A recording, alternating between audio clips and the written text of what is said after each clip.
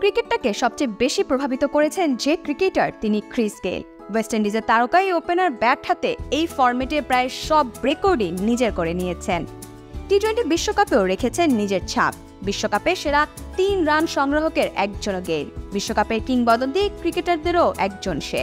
4টি সেমিফাইনাল ও 2টি ফাইনাল খেলা গেইল বিশ্বকাপও জিতেছে দুবার। সব মিলিয়ে গেইলকে ছাড়া 20 ওভারের ফরম্যাটটা যেন কল্পনা করা কঠিন। একইভাবে টি-20 বিশ্বকাপের কথা ভাবাটাও অসম্ভবই বটে। ক্রিস গেইল তার ক্যারিয়ারের মোট 7টি বিশ্বকাপ আসরে খেলেছেন, যার প্রথমটি ছিল 2007 সালে। অভিষেক বিশ্বকাপ আসরে নিজের অভিষেকটাও রাঙিয়ে রেখেছিলেন গেইল, হাঁকিয়েছিলেন দুর্দান্ত এক সেঞ্চুরি।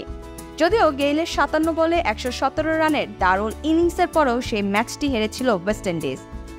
দ্বিতীয় ম্যাচে বাংলাদেশের বিপক্ষে সেই ম্যাচে 0 হাতে ফিরতে হয়েছিল ক্যারিবিয়ান এই সুপারস্টারকে।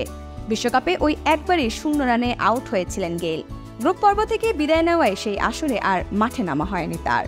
পরের আসরের প্রথম ম্যাচে আবারও ঝড় তোলেন গেইল। অস্ট্রেলিয়ার বিপক্ষে খেলেন 50 বলে 88 রানের ঝকঝকে ম্যাচ উইনিংস ইনিংস।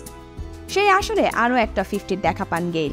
সেমিফাইনাল ম্যাচে শ্রীলঙ্কার বিপক্ষে খেলেন 50 বলে 63 রানের ইনিংস, যা মোটেও তার নামের সাথে সামঞ্জস্যপূর্ণ নয়।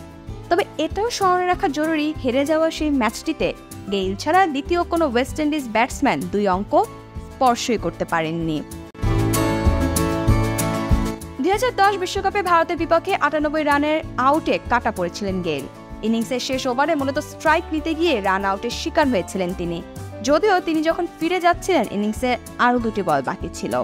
ওই আসরে আরও 3টি ম্যাচ খেললেও বলার মতো স্কোর করতে পারেননি গেইল।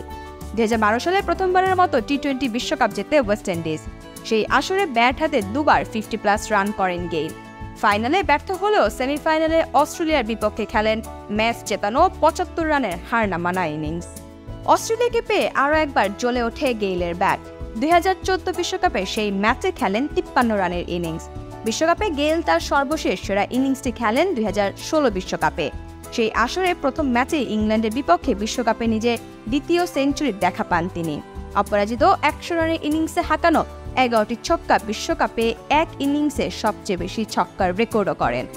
এরপর 2016 ও 2021 বিশ্বকাপ মিলিয়ে আরও 9টি ম্যাচ খেলেও 2 অঙ্ক স্পর্শ করতে পারেননি 5 ইনিংসে।